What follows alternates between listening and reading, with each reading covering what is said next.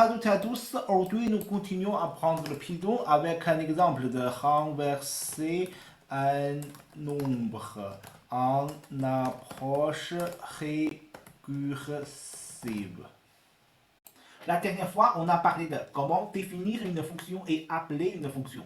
Aujourd'hui, l'approche récursive est appeler une fonction elle-même. Cette fonction appelée elle-même, et si nécessaire, cet appel va aussi appeler une autre fois cette fonction elle-même. Et si nécessaire, une autre fois, jusqu'à un état de base. Et cet état de base permet le calcul du dernier appel. Et puis, le retour du dernier appel permet le deuxième dernier appel.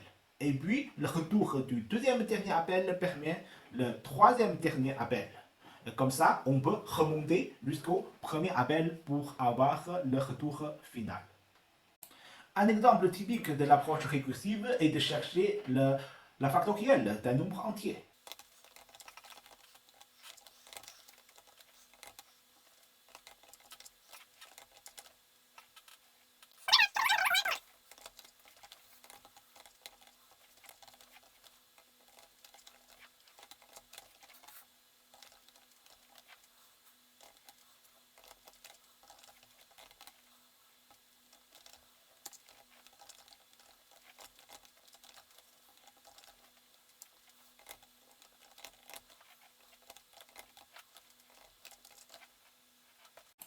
Maintenant, étape par étape, je vous explique comment ça se fait.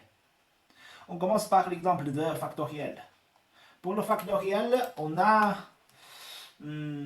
par exemple, factoriel de 5 égale à 5 fois 4 fois 3 fois 2 fois 1.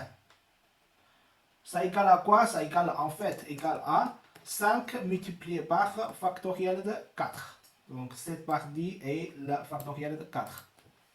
Et puis factoriel de 4 égale à 4 fois factoriel de 3.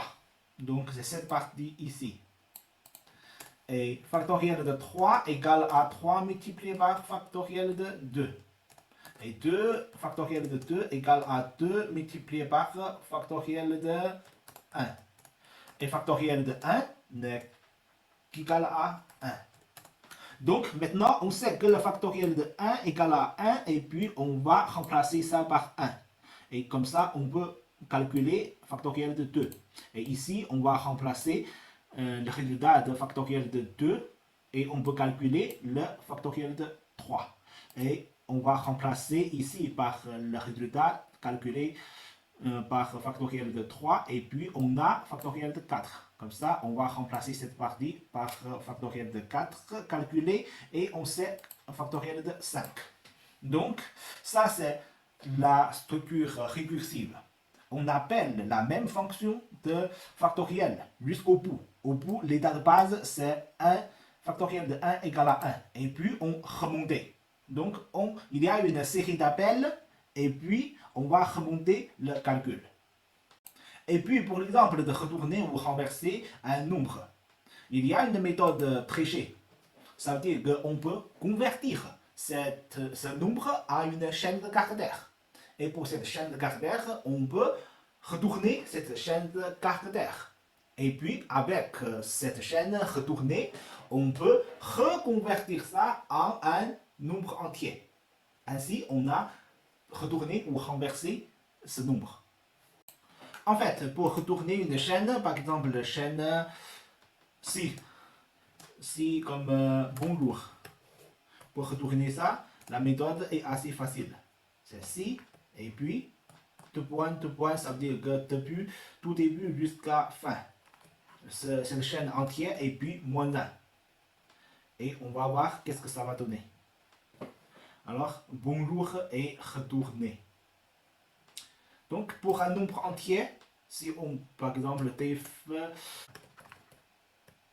reverse 1, comme ce qu'on a fait tout à l'heure, si on réécrit ça, alors pour ce nombre n, on peut le convertir d'abord en un string.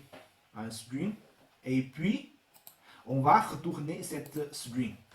Ce string, donc, depuis tout début jusqu'à la fin, et étape est moins 1.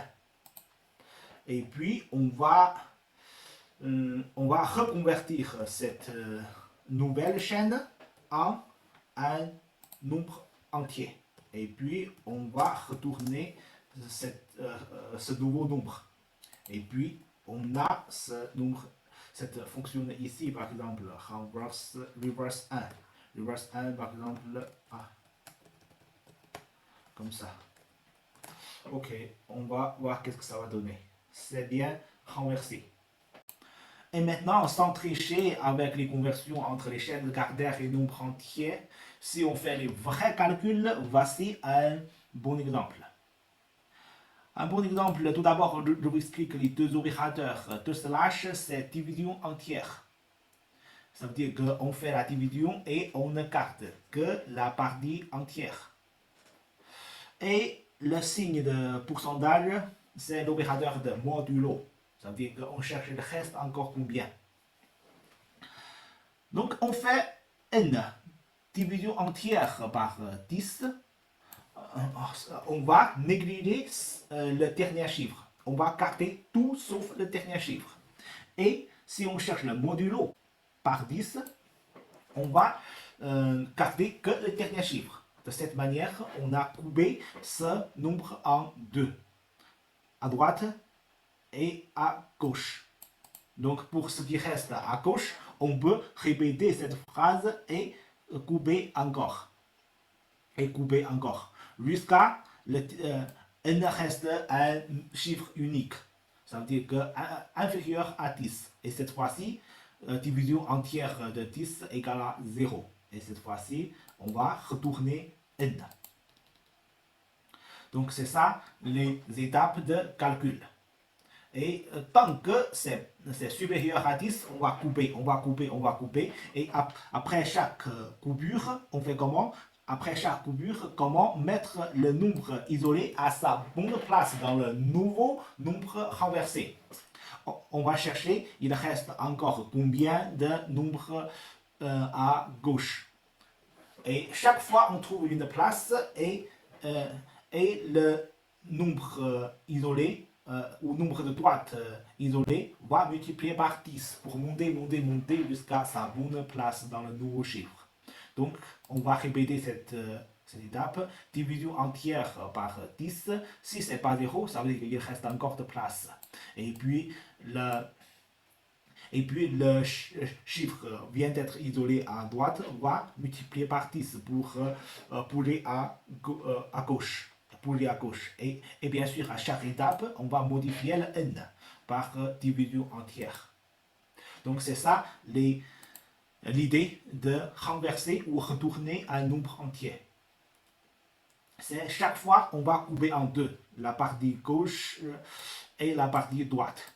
Et pour la partie gauche, on va répéter, ça veut dire qu'on va appeler de nouveau cette fonction. Appeler de nouveau de cette fonction jusqu'à un état de base. C'est un état où n devient plus petit que 10. Voici l'explication de ce morceau. Et à la fin, nous regardons ensemble les points clés dans cette session.